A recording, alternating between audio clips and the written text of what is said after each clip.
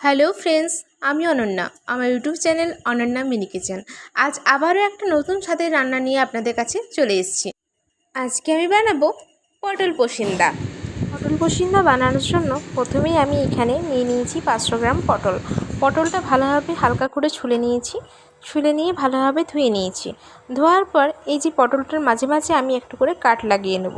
এই কাটটা লাগাচ্ছি তার কারণ সমস্ত মশলা যাতে পটলের ভিতরে ঢুকে যায়, কারণ আমি পটলটা পুরো গোটা গোটা রান্না করব, তাই মাঝে মাঝে একটা করে কাট লাগিয়ে নেব।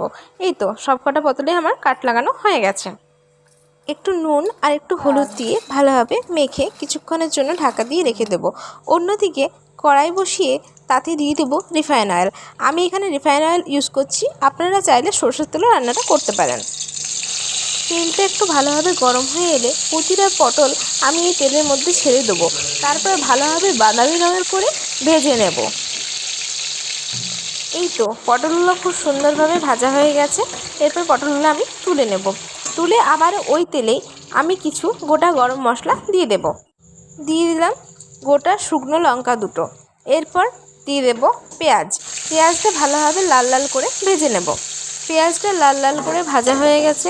দিয়ে দেব টমেটো বাটা, কাশ্মীরি লঙ্কার গুঁড়ো, হলুদ, ধনে গুঁড়ো, জিরে গুঁড়ো, লঙ্কা গুঁড়ো, চাট মশলা, আদা রসুনের পেস্ট, পরিমাণ মতো নুন, স্বাদ মতো চিনি।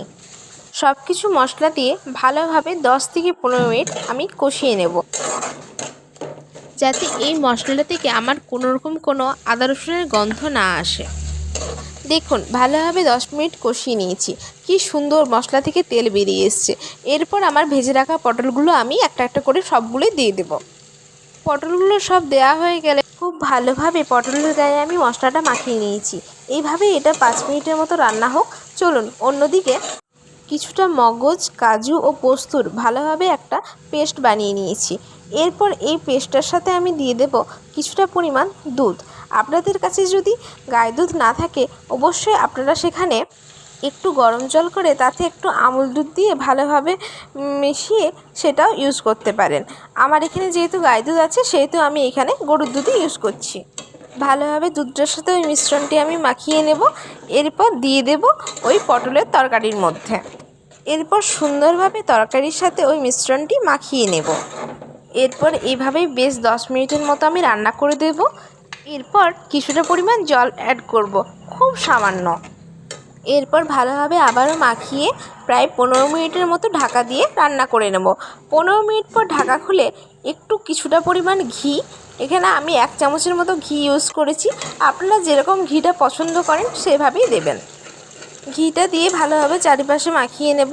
এরপর দিয়ে দেবো কয়েকটা গোটা কাঁচা লঙ্কা।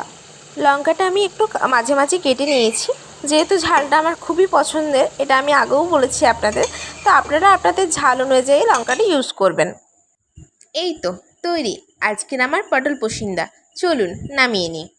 তো বন্ধুরা, আমার আজকের রেসিপিটা যদি আপনাদের ভালো লেগে থাকে তাহলে অবশ্যই একটা লাইক, কমেন্ট, শেয়ার ও আমার চ্যানেলটি সাবস্ক্রাইব করে পাশে থাকা বেল আইকনটি ক্লিক করে দেবেন, যাতে আপনারা আপনাদের ইউটিউবে আমার চ্যানেলের ভিডিও আপনারা সবার আগে পেয়ে যান।